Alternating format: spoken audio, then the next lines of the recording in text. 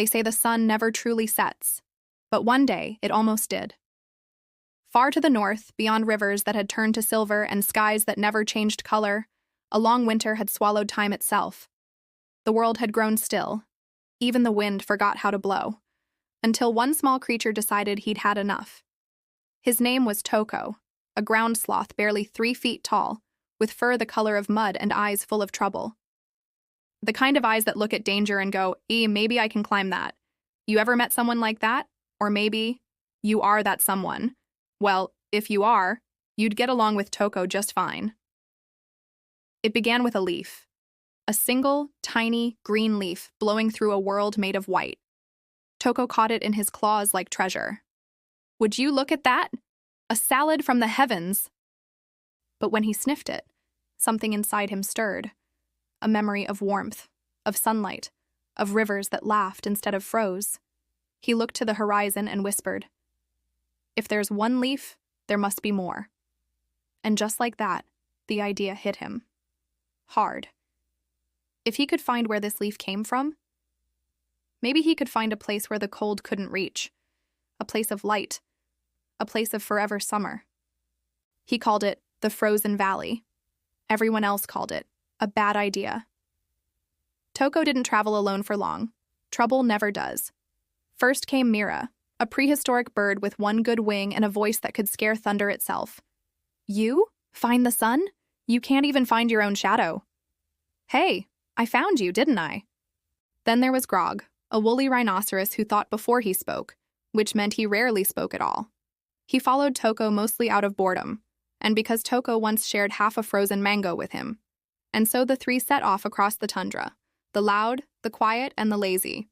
If this were a painting, it'd be called Three Idiots Against Nature. But you know what? Sometimes it's the fools who find the road worth walking. For days they trekked through storms that could peel the fur off a mammoth. Mountains of ice stretched above them, frozen waves of time, inside which they could see shadows of things long dead. Mira perched on Toko's back. You sure you know where you're going? Nope. But that's how you find something new. Grog sighed, steam curling from his nostrils. I miss the mango. They reached a bridge of ice, spanning a chasm so deep the echoes didn't come back. Toko stepped forward. Crack.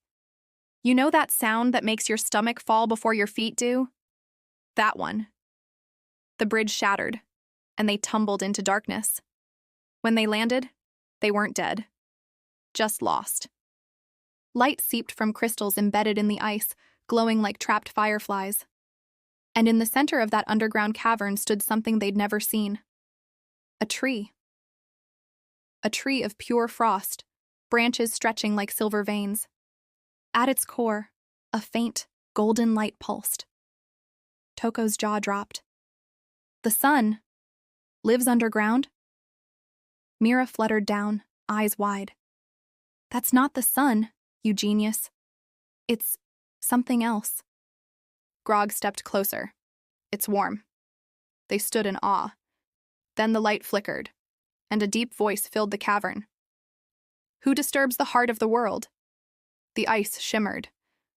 From the tree's roots a shape emerged, part wolf, part shadow, eyes burning blue. Toko gulped. Delivery? The creature stepped forward, its voice rolling like thunder through the cavern. I am Orlak, keeper of frost.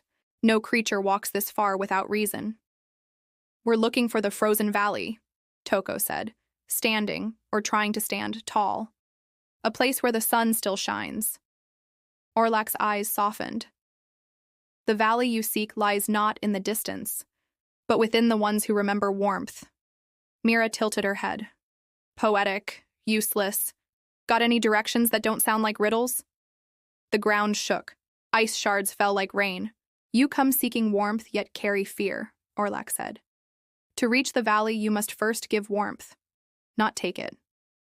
Toko frowned. What does that mean? You will know. When you lose everything. And with that, the light went out. When they climbed back to the surface, the world was chaos. Blizzards tore through the plains, snow piling like waves. Mira screamed over the wind. We have to go back. But Toko shook his head. No. He said warmth comes from giving it. I know what he meant. Then, a howl. From the storm's edge, shapes emerged. Lean, hungry wolves, eyes shining white. 12, then 20. Grog lowered his horn. I'll hold them off. Grog, no. But he charged anyway, snow exploding around him. Mira took to the air, calling lightning from her wings. And Toko, shaking, terrified, stood alone, clutching the glowing crystal he'd taken from the tree. The wolves circled. He raised it high and shouted, "If it's warmth you want, take it." He smashed the crystal against the ground. The world turned gold. Not fire, not heat, but memory. Visions burst through the snow, green valleys, laughing rivers, skies alive with birds. Every creature froze, wolves, bird, rhino, sloth, as the storm melted into silence. When the light faded, the valley before them had changed. The snow was gone. Grass swayed under the first dawn in centuries. The frozen valley was real, not found, but created. Grog limped forward, stunned. You did it. Toko smiled, eyes wide with wonder. No, we did. Mira landed beside him. You're still an idiot. Maybe, but a warm one. Years passed. The frozen valley became a haven for every creature. Mammoths, sloths, saber-tooths, birds. A place where winter ended not because the sun returned, but because hope refused to leave. And if you ever stand in that valley, they say you can still hear Toko's laugh echoing through the hills, a sound like sunshine itself. And that, my friends, was the Frozen Valley. The story of a fool who found summer by sharing warmth instead of chasing it. If you were there, standing in that blizzard, holding the last spark of light, would you have smashed it too, or kept it for yourself? If this story brought you even a little warmth, then don't let it fade. Hit that subscribe button to keep the fire alive. And if you didn't like it, well, smash that subscribe button right into my prehistoric nose. It'll keep me warm till the next story.